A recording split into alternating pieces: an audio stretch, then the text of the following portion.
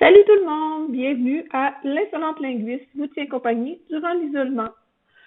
Aujourd'hui, je vais vous parler de la raison qui explique pourquoi on a un accent quand on apprend une langue seconde. C'est un sujet que ça fait longtemps que je veux vous parler, puis je pouvais pas le faire parce que mon médium, c'est l'écrit, puis c'est assez difficile de parler des sons à l'écrit. Mon rêve serait que tout le monde connaisse l'alphabet phonétique international, mais on peut pas trop en demander, n'est-ce pas? Donc, c'est l'occasion idéale pour parler de phonétique, le fait que je vous parle oralement, Oui, voilà, en tout cas. Donc, comme vous pouvez constater, je fais pas d'édition dans mon vidéo. C'est un peu comme un live, mais c'est pas vraiment un live parce que je veux faire un minimum d'édition. Par exemple, je vais écrire des mots. Parce que je me dis que quand on enseigne, quand on explique des choses en linguistique, on a besoin minimalement d'avoir un support écrit. Donc, mais c'est pas mal juste ce que je vais faire. Donc, si vous trouvez ça plate, fermez ça tout de suite. Donc voilà. Pourquoi on a un accent quand on apprend une langue seconde? Parce que c'est vrai, quand on apprend une langue seconde, c'est l'affaire la plus difficile à faire, c'est comme d'arrêter d'avoir un accent. Avant toute chose, avant de continuer, il y a quelque chose que je tiens absolument à dire, par contre, c'est que c'est pas grave d'avoir un accent en langue seconde. Ça, c'est super important. Puis c'est quelque chose que je répétais quand j'enseignais la phonétique à des gens qui étaient non francophones, quand je travaillais à l'école de langue de l'Université Laval. D'ailleurs, le cours que j'enseignais s'appelait phonétique corrective et je le disais toujours à quel point je détestais le nom de ce cours-là parce que c'était comme si j'allais corriger la phonétique des gens. Le but, quand on fait ce genre de cours-là, quand on fait ce genre d'exercice-là, c'est d'essayer d'être capable de prononcer les sons d'une langue seconde ou d'une langue étrangère ou d'une langue qui n'est pas notre langue maternelle. Donc, de prononcer les sons pour qu'on puisse se faire comprendre. Et après ça, c'est du vernis. Donc, c'est comme quelque chose qu'on rajoute à notre connaissance. Parce que dans l'absolu, là, le fait qu'on parle une langue qui n'est pas notre langue maternelle, avec un accent, qu'est-ce que ça fait? Qu'est-ce que ça dit aux autres? Ça dit que c'est pas notre langue maternelle. Je veux dire, ça change absolument rien. Sur le plan de la communication, ça change absolument rien. Maintenant, évidemment, il y a un rapport social qui rentre en jeu. Il y a des choses qui sont plus complexes un peu à expliquer, mettons, puis ça varie selon les langues. Par exemple, les anglophones, je suis vraiment désolée pour vous, l'accent anglais dans beaucoup de langues, il passe moins bien que beaucoup d'autres accents. Et ça, vous êtes un peu victime de votre chance de parler comme langue maternelle la langue internationale. C'est comme si les gens voulaient s'attendaient un peu à ce que vous vous forciez minimalement, parce qu'ils trouvent ça un peu désagréable quand un anglophone, pas qu'il trouve désagréable, mais mettons que ça fait plaisir quand on voit une personne dont l'anglais est la langue maternelle qui se force pour parler une autre langue. Vous êtes un peu victime des gens qui parlent juste anglais et qui ne veulent pas apprendre d'autres langues. Donc voilà, par exemple, le R anglais, là, en français, non, il passe pas. Même si, dans la communication, ça change pas grand-chose, c'est ça. Donc là, ici, on n'est plus dans la communication, on est plus dans le rapport social, mais c'est un autre sujet dont je ne pourrais pas parler tout de suite. Là. Mais donc, c'est juste pour illustrer que l'accent en langue seconde, c'est plus que la communication. Mais cela dit, il arrive un moment donné, quand on apprend une langue seconde, on n'est plus capable. Par exemple, moi, je parle en anglais, je peux dire que je suis presque parfaitement bilingue. Je ne pense pas qu'on puisse devenir parfaitement bilingue. En tout cas, bref. Je suis très bonne en anglais, mais je sais que quand je parle en anglais, j'ai un accent français.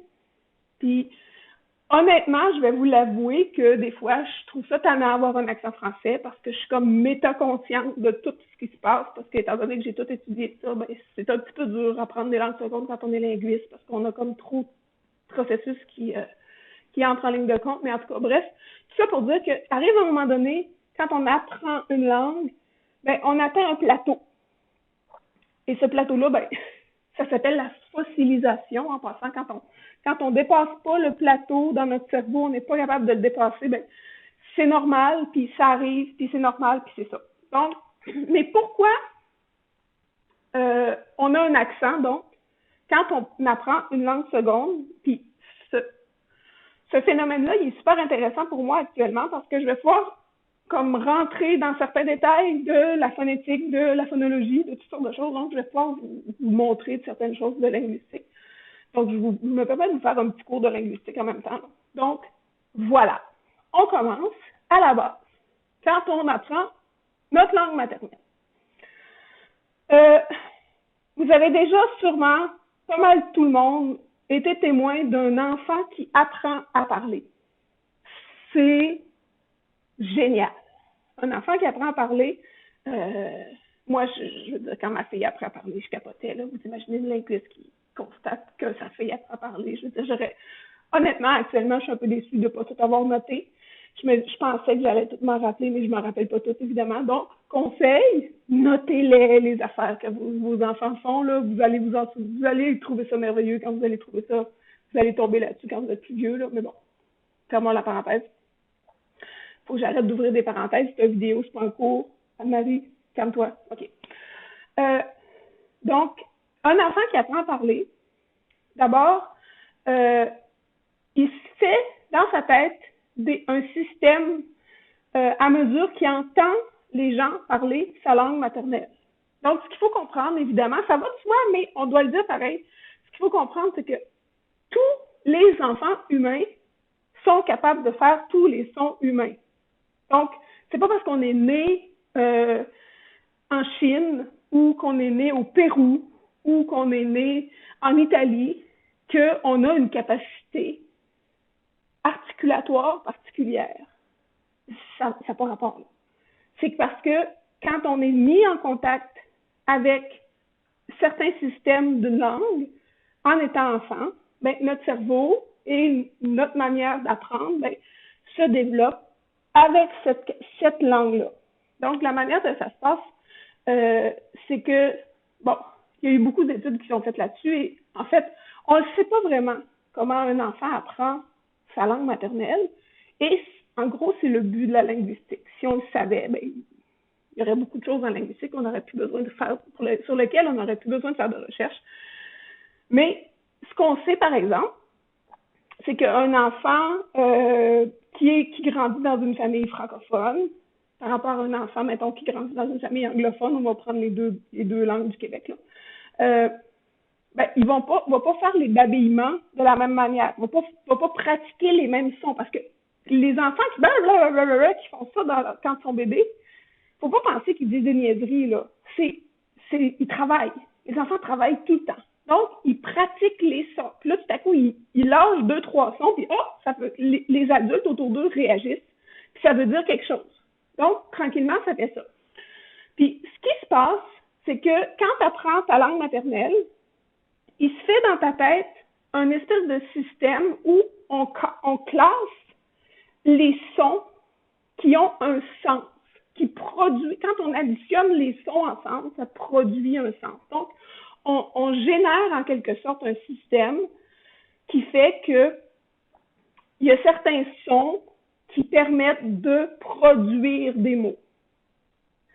C'est un peu de la même manière, je vous dirais, un peu, mettons, quand un enfant réussit à savoir qu'est-ce que c'est un chien, mettons. Je veux dire, il y a vraiment beaucoup de sortes de chiens, hein. Je veux dire, il y a des gros chiens, des petits chiens, il y a des chiens poilus, il y a des chiens avec moins de poils, etc. Mais il y a comme un ensemble de caractéristiques qui fait que cet animal-là, c'est un chien. Puis là, à force qu'on lui pointe les différents chiens, ben, l'enfant, lui, il classe ça dans sa tête. Puis il est capable de faire un système, puis il dit, bon, OK, tous les animaux qui ont toute cette liste de caractéristiques-là, ben, c'est des chiens. Puis là, il est capable de dire que le chihuahua, c'est un chien, puis le Doberman, c'est un chien. Donc, c'est un peu ça avec les sons. C'est qu'il est capable de voir que il y a des caractéristiques dans les sons qui font que quand on les met ensemble, ben, ça fait des mots. Là, je parle très, très théoriquement, là, vous ne comprenez pas. Je vous donne un exemple. En français québécois. Mettons le R. OK? En français québécois, on a plusieurs manières de faire, qu'on va dire le phonème, là. On va revenir plus tard avec la conception de phonème. De toute façon, les mots, même la manière de nommer les choses, on pourrait l'appeler Bob puis Augustine, ça ne changerait pas grand-chose, mais en tout cas, on va utiliser les vrais termes. Donc, le phonème R, on a plusieurs manières de le faire. Par exemple, si je dis le mot rose, puis je dis le mot rose, ben, les gens avec qui je parle, si je dis, mettons, cette jupe est rose et cette jupe est rose. Ben, les sons que j'ai faits, là, rose et rose, c'est deux sons différents. C'est pas les mêmes sons que j'ai faits. Mais ça donne le même mot. Vous avez compris la même chose. Ça veut dire que ces deux sons-là, en quelque sorte, c'est comme le Doberman puis le Chihuahua, là. Ça appartient à la même catégorie. Donc, on va dire en linguistique que re et re, là, je suis censée vous mettre les deux symboles phonétiques, c'est des allophones du même phonème. Donc, qu'est-ce qu'on fait pour trouver ça? C'est qu'on interchange les sons en linguistique, ça s'appelle la commutation. Là, je ne rentrerai pas trop dans les détails parce que je ne veux quand même pas trop pousser sur la théorie, là, mais donc, on interchange les choses pour savoir qu'est-ce qui correspond à un mot, qu'est-ce qui correspond à un autre mot. Je vous donne un autre exemple où ça ne correspond pas au même son. Mettons que j'ai bon et mon. Vous allez d'accord avec moi que la différence entre le son B et le son M, en fait, en linguistique, quand on nomme les sons, on fait un E après. Donc, le son B et le son M. Il y a autant de différences sur le plan articulatoire entre B et M qu'entre R et R. Parce que, je veux dire, c'est pas les mêmes affaires que je fais là, avec ma bouche. Là. Il y en a un, par exemple, le R, il est fait dans le fond de la gorge, puis le R, il est fait en avant de la bouche. Là. Puis le B, c'est pas et le M, c'est pas la même chose. Donc, mais le R et le R, si je les mets dans le même mot, ça donne le même mot. Mais le B et le M, je fais bon mot, ça donne pas le même mot. Ça veut dire que B et M en français, c'est deux phonèmes différents. Alors que R et R, c'est deux allophones du même phonème. Où je m'en vais avec ça?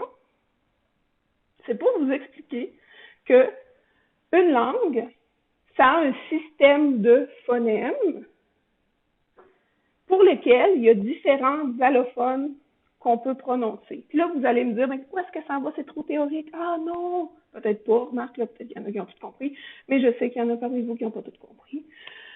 Donc, je vais me servir des couleurs. J'ai fait du bricolage. Regardez comme c'est beau. Parce que là, j'ai dit que j'allais pas faire de montage ou quoi que ce soit, là. Donc, je suis allée sur le site de Benjamin Moore et j'ai sorti ces couleurs-là. Je vais les mettre de l'autre côté. Donc, voilà. Vous êtes d'accord avec moi que ça, tout ça, c'est bleu. Ça correspond à bleu. D'ailleurs, je suis allée sur le site de Benjamin Moore, j'ai cliqué sur bleu. Puis j'ai eu tout ça. C'est beaucoup, hein, pour bleu. En fait, ce qu'on pourrait même dire, c'est que dans l'absolu, là, bleu, ça n'existe pas. On a plusieurs allophones de bleu possibles. C'est comme si le bleu, c'était une idée, puis on a plusieurs représentations de bleu. Donc, c'est comme si on avait le phonème bleu, puis on avait plusieurs manières de prononcer différemment le même phonème bleu. Donc, c'est comme si ici, j'avais le R, puis là, mettons le R qui est là, puis le R qui est là. Ça correspond à la même couleur, mais on voit manifestement que c'est pas la même chose, parce qu'on le voit que c'est pas la même chose. Mais ça appartient au même ensemble, donc quand on parle, mettons, ça donne le même mot. Parce que si je disais, mettons, je vous donnais toutes ces couleurs-là, puis je vous disais, classez toutes les bleus ensemble, vous prendriez ces couleurs-là, puis vous mettriez ensemble. Mais est-ce que c'est tout le monde qui ferait ça? Mettre toutes ces couleurs-là ensemble, si je disais, classer toutes les bleus ensemble? C'est là qu'on arrive à l'apprentissage d'une langue seconde. Parce que ces petites cases-là qu'on a dans notre tête, qu'on se classe, qu'on fait le re, etc., ben, ça change d'une langue à l'autre. Je vais revenir avec mon petit carton tout à l'heure. Parce que je vais vous donner un exemple vécu de quand j'enseignais la phonétique à des non-francophones. Moi, quand j'ai commencé à enseigner la phonétique à des non-francophones, moi, j'avais mon bac en linguistique, j'avais ma maîtrise de phonétique. Puis là, on m'a dit, Anne-Marie, enseigne la phonétique aux non-francophones. OK. Donc, j'avais mon matériel, tout était beau. La majorité des personnes à qui j'enseignais, c'était des anglophones. Fait que je me disais, bon, c'est correct. Là, je suis pas mal, je veux dire, j'ai appris l'anglais, je sais pas mal c'est quoi la différence entre l'anglais et le français, ça va être facile. Je savais, par exemple, que le son U en anglais n'existe pas. Hein, vous savez, là, mettons que vous faites l'alphabet en anglais, il n'y a pas de U, n'est-ce pas? La lettre U est prononcée U. Donc, moi, je suis là, OK, fine. On va leur montrer à faire des U. Cool. C'est pas ça qui est arrivé. Parce que là, moi, j'avais des étudiants, là, ils me touchent le visage, hein. J'avais des étudiants qui arrivent, puis ils me disent, tu jures.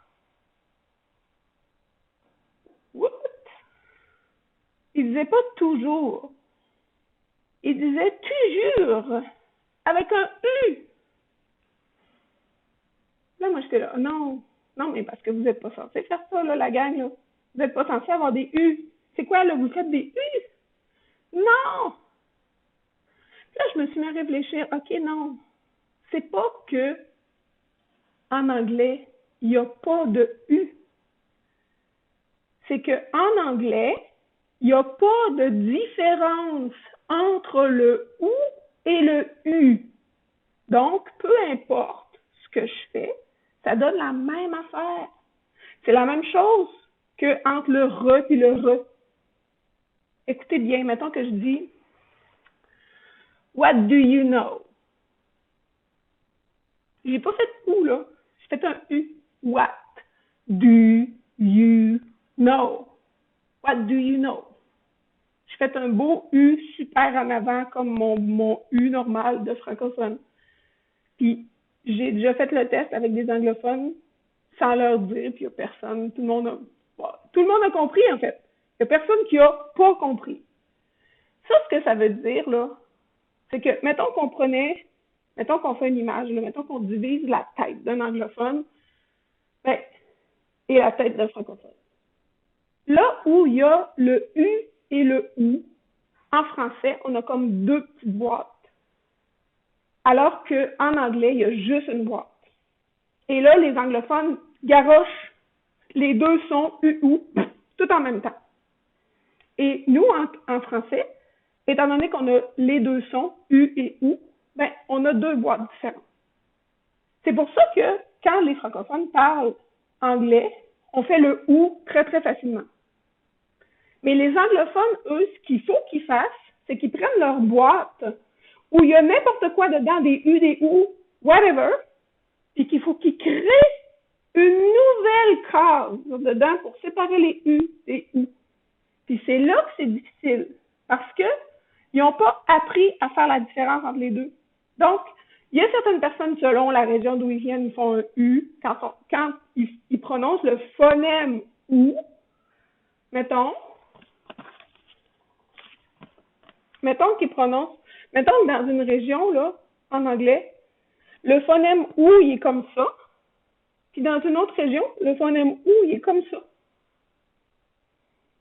Ben, en français, mettons que nous, on a séparé ces deux couleurs-là. On a dit, ben non, nous autres, on sépare le foncé du pâle. Nous, dans notre langue, là, on faut séparer le foncé du pâle. On a cette séparation-là. Donc, les anglophones, ils l'entendent, la différence, mais ils sont pas habitués de la faire pendant qu'ils parlent. Donc, c'est une des raisons pour laquelle on a un accent en langue seconde, c'est parce que les cases qu'on s'est faites quand on a appris notre langue maternelle, ben, faut s'en refaire des nouvelles, d'une part, quand on apprend notre langue seconde, mais aussi, il faut comme faire des sous-cases parmi celles qu'on s'est faites quand on apprend notre langue seconde. Je vais vous raconter une anecdote par rapport aux couleurs qui est très, très intéressante. Et j'ai imprimé ça ici avec mon chum italien. Je parle souvent de mon chum italien dans mes cours, n'importe où, parce que peut-être que c'est intéressant pour une linguiste d'avoir enseigné le français à quelqu'un qui n'était pas francophone. J'ai trippé, j'ai pris des notes, j'ai appris plein d'affaires. Sur le plan pédagogique, là, c'était vraiment cool. Bref. Un jour, on se parlait encore en anglais, mon chum et moi, parce que moi, je parle pas italien, puis lui, il parlait pas français encore. Puis je me souviens plus où est-ce qu'on devait s'en aller. Mais il m'a demandé comment s'habiller à cette occasion-là, parce que évidemment, il n'était pas au courant encore de toutes les affaires, toutes les règles vestimentaires du Québec. Donc, il me demande comment s'habiller. Puis je lui ai dit, tu mettras ton chandail bleu, ton chandail de laine bleu. Là, il me regarde. On se parle en anglais, mais c'est la même chose. Il dit, j'ai pas de chandail de laine bleue. Là, je fais, qu'est-ce que t'as pas de chandail de laine bleu? Il dit, non, j'ai pas, voyons, de quoi tu parles? J'ai pas de chandail de laine bleue. Là, je fais, ben voyons. Puis là, je vais dans la chambre, je sors son chandail de laine bleue, j'ai dit, c'est quoi ça? Si c'est pas un chandail de laine bleue. Il dit, c'est pas bleu, ça. D'accord. Et c'est là qu'il m'a expliqué. Et là, à partir, donc ça cette affaire-là, là, ça fait partie de ça ici qu'on a dit tantôt que c'était tout bleu, là. Il m'a expliqué qu'en italien, il y a 3 mots pour nommer ce que nous, on appelle bleu. Et là, j'ai été obligée de je lui ai demandé tout à l'heure qu'il m'explique, là, parce que je suis pas sûre de tout comprendre, parce que j'ai bien de la misère. Donc, ça ici, c'est celeste. Donc, un mot de la même famille que céleste. Je pense que c'est ceux-là ici, en tout cas dans le milieu, là, je ne sais pas lesquels, là, probablement ça. C'est azzurro, donc un mot dans la même famille que azur. Et ici, les foncés, c'est blue. Son chandail bleu, il était cette couleur-là ici. Donc, il n'y avait pas de chandail bleu. Ça, là, c'est exactement un exemple de nous autres, on a juste une case. Nous, on a juste une case pour mettre tous les sons. On le voit, là, qu'il y a des différents bleus, là. On le voit qu'il y a différents bleus. C'est comme si nous, on avait différents allophones pour le même phonème. Et en italien, ils ont 3 phonèmes. C'est comme si moi, fallait que j'ai de la misère, là, je les reconnais pas, les couleurs, là. Faut du temps, je demande, je suis pas capable, je dis, c'est pas donc bleu, là. Là, je regarde le ciel, je dis, c'est bleu ou azur ou whatever, ça, je le sais pas, je suis pas capable. Je sais qu'il y a une différence, puis je sais que blue, c'est le plus foncé, mais azzurro puis celeste, je sais jamais. Puis c'est assez compliqué aussi, là. Je sais, peut-être qu'il va y avoir des Italiens qui vont m'ostiner là-dessus, là. Je suis sûre que ça doit varier de perception, là. Je veux dire, en français, on se mélange avec le turquoise, on sait pas si c'est vert ou si c'est bleu ou whatever, là. Regarde. Les couleurs, là, en plus, je suis sûre qu'il y a une différence entre la perception des gars et des filles, mais ça, c'est une autre histoire, en tout cas. Là, on s'entend que c'est un exemple. OK, estimez-moi pas sur les couleurs. S'il vous plaît, là, je me sers de ça comme exemple, là, pour expliquer des choses. OK? Parce que souvent, ça arrive, je me sers d'exemple pour vulgariser des affaires, puis les gens m'obstinent des exemples. C'est pas ça. C'est pas de ça que je parle. C'est un exemple. OK? Donc c'est comme si on avait 3 sons différents qui correspondent à 3 phonèmes différents. Donc, exemple, en français, on a le U et le OU, qui sont 2 sons différents en français, qui correspondent à 2 phonèmes différents en français. Parce que si j'intervertis le U et le OU en français, ça donne 2 choses différentes. Mettons que je dis déçu et dessous. Ça donne 2 choses différentes, complètement différentes. Alors qu'en anglais, si je dis do you know ou do you know, ça donne la même chose. Donc, en anglais, ça serait comme nous ici en français. On n'a pas de différence pour nommer la couleur. Et ça s'appelle bleu. Et en français, ça serait comme en italien qu'on a plusieurs manières, plusieurs mots différents pour nommer ce que nous, on appelle tout bleu. En passant, si vous voulez savoir le nom de ces couleurs-là, là, celle-là ici, là, parce que les gens qui donnent des noms aux couleurs là, sont vraiment cool. Ça s'appelle élan mystique. Sachez ça. C'est vraiment quelque chose. Donc voilà, la raison pour laquelle on a un accent quand on parle une langue seconde, c'est évidemment parce qu'on peut avoir de la misère à le prononcer physiquement, parce qu'il y a des sons qu'on a, on peut avoir de la difficulté physique à les prononcer, comme le TH en anglais. Je sais que moi que through, j'ai de la misère à le faire encore. Mais ça, une fois qu'on le pratique, c'est comme de l'exercice. Là. Une fois qu'on le pratique assez, on peut réussir à les faire. Je sais que le R français, le R dans le fond de la gorge, là, je sais que ça, c'est comme la bête noire de tout le monde. Comme le R apical, le R apical pour toutes les autres langues romanes. Ça, c'est physique. Ça, c'est physiologique. Mais l'accent, en fait, il est dans la tête puis il est dans les oreilles. Parce que il y a des recherches qui ont été faites là-dessus, là, c'est que plus un son d'une autre langue ressemble à un son de notre langue maternelle, plus ça va être difficile de le prononcer comme le son de la langue seconde. Je vous donne un autre exemple. Mettons, les anglophones, ils vont dire les P qu'on appelle aspirer. Je comprends pas pourquoi on l'appelle aspirer, parce que quand on parle, on n'aspire pas. On fait essayer de parler en aspirant, là, mais en tout cas, ça s'appelle comme ça. Mettons le mot patte, les pattes de table. Ben, les anglophones, souvent, ils vont faire un P aspiré dans ce contexte-là. Ils vont dire pat, pat. Il y a une espèce il y a de l'air qui sort quand ils font un P. Donc, ça fait pat. Mais ce P-là, je veux dire, c'est un P. Même en alphabet phonétique, on va avoir tendance à noter un P dans ce temps-là. Ben, ce P-là, il ressemble vraiment beaucoup au P français. Donc, les anglophones qui vont apprendre le français, souvent, ils vont pas penser que c'est un son différent de leur son de leur langue maternelle. Donc, quand ils vont parler français, ils vont faire pat, puis ils vont faire une petite aspiration, et c'est là que l'accent apparaît. C'est ce genre de choses-là qui rentrent plus difficilement parce que les petites cases sont différentes. Donc, c'est pour ça, en gros, qu'on a un accent en langue seconde. Donc,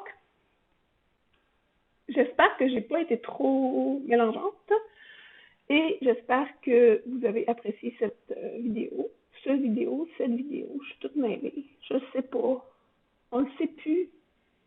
Qu'est-ce que tu veux? Les genres des mots, à un moment donné, on ne sait plus. 28 minutes 45. J'ai parlé longtemps. Salut!